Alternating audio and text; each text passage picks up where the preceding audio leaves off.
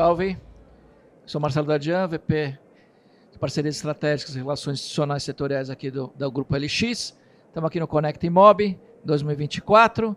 Eu tenho o prazer de receber aqui no estúdio a Isa, responsável pela revitalização do centro de São Paulo. Uma das, né? Não uma das, né? Sim. CEO da Citas.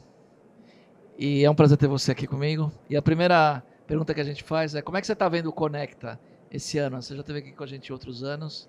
O Conecta, eu acho que é o momento que a gente tem para reencontrar o setor, né? Então, eu passei aqui mais cedo e o que eu fiz primeiro foi fazer um round por todos os stands e entender quais são as tendências agora. Então, o que eu percebi esse ano em relação ao ano passado, a quantidade nova de players de seguro-fiança, por exemplo, que tem.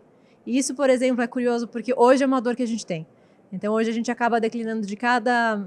se eu não me engano, a estatística é essa. Eu estou declinando 40% dos meus potenciais inquilinos porque eles não passam na minha análise de crédito, né? A gente faz aluguel sem garantia, então eles não passam na minha análise. Se eu tivesse um player que pudesse me suportar com isso, trabalhar o seguro-fiança que fosse integrado na minha plataforma, me desse agilidade, poxa, ia mudar a chavinha do que a gente está fazendo hoje. Então, eu peguei aqui uns 15 papéis para levar para o meu pessoal do comercial, para que eles entrem em contato com todo mundo e ver se a gente consegue, de repente, destravar e dar moradia para mais 30% de pessoas que acabaram não conseguindo alugar com a gente. Que legal, gente. Então, assim, o objetivo do Conecta é educação, treinamento, capacitação, né, e network e negócio. Então, funcionou. Exatamente. Mas voltando ao centro de São Paulo, conta um pouquinho da sua trajetória, né? A gente vem olhando o centro desde 2018, então, assim, bastante tempo. Né? Quando a gente começou a olhar, não tinha programa Requalifica Centro, não tinha subvenção, não tinha uma série de programas que hoje já existem e a gente, naquela época, já acreditava. Não porque a gente via que o centro ia ser revitalizado, mas porque a gente já tinha mapeado que para o centro, do jeito que ele era naquela época, já existia muita demanda. As pessoas já queriam morar no centro, elas já queriam estar no centro, porque ele te dá acesso à cidade. Né? Você está lá, você está perto do metrô, você está perto de programa cultural, ele te dá muito acesso, te dá muita oportunidade. Então, a gente olhou lá no passado, antes desses programas todos, e hoje eu fico muito feliz de ver que, além das Citas, a gente tem talvez outras 10 empresas trabalhando no centro hoje, entendeu? Essa é uma questão legal, né, da gente falar. Eu, pessoalmente, quem me conhece sabe que uma das minhas bandeiras pessoais é revitalizar o centro de São Paulo, né? E fica aquela história, então eu vou te fazer a pergunta, a hora do centro chegou? Você está desde 2018, como é que você vê, além das 10 empresas, depende, obviamente, da iniciativa privada, depende da prefeitura, depende do governo do estado, e como é que você está? Eu acho que o centro já é, e hoje a gente sente que é palpável o quanto a mudança vai acontecer. Não tem mais como voltar para trás, entendeu? Não tem, as coisas já aconteceram.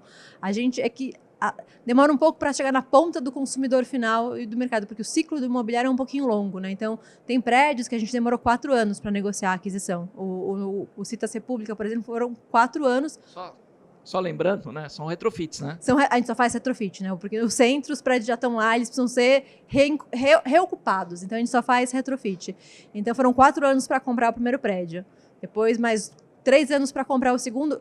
Aconteceram em paralelo, né? Então eles foram inaugurados juntos. Mas são negociações longas que demoram para acontecer, depois é um ciclo de mais 12 meses de obra.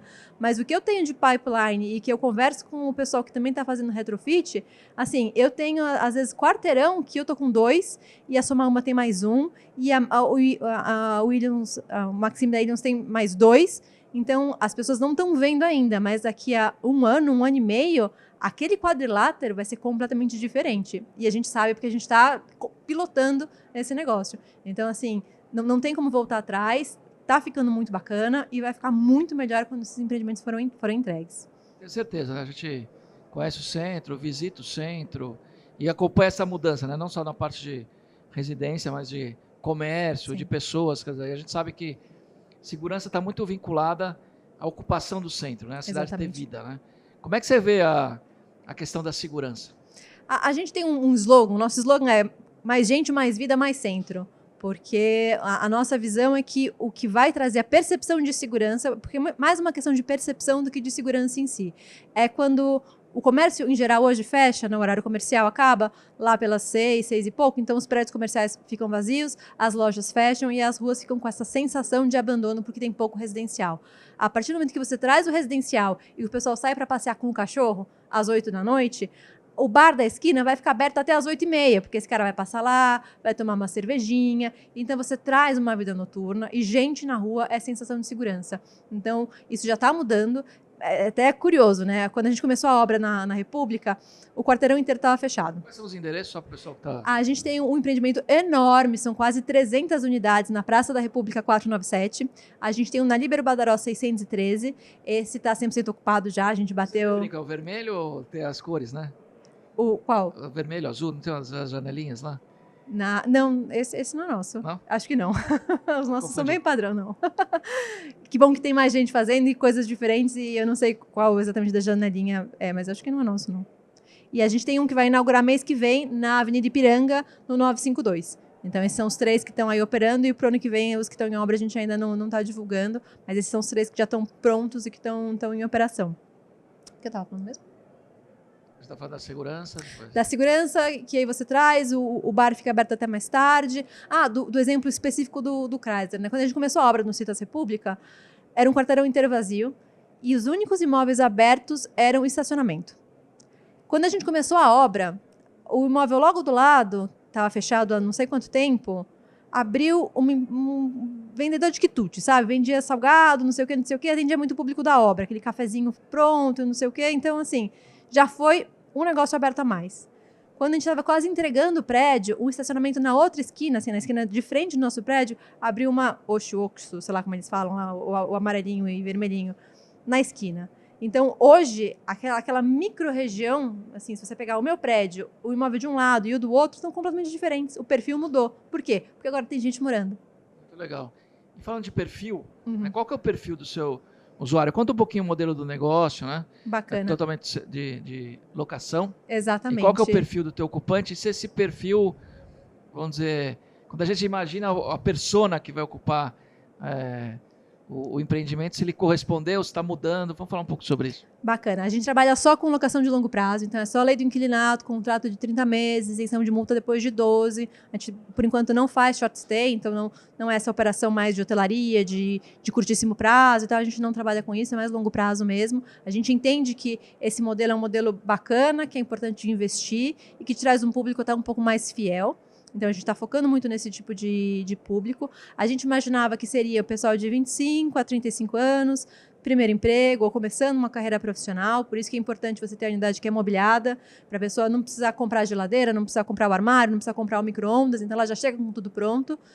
Mas sempre trabalhando numa faixa de preço um pouquinho mais econômica, né? Hoje, o pessoal do multifamily trabalha muito com... Eu entrego mais valor, então eu custo um pouquinho mais caro que o meu concorrente, que é, sei lá, a pessoa física que aluga imóvel. A gente quer dar ponto oposta. Eu quero cobrar o mesmo preço e entregar algo um pouquinho melhor do que... Qual é o ticket de entrada? Olha, um aluguel na casa de R$ 1.500.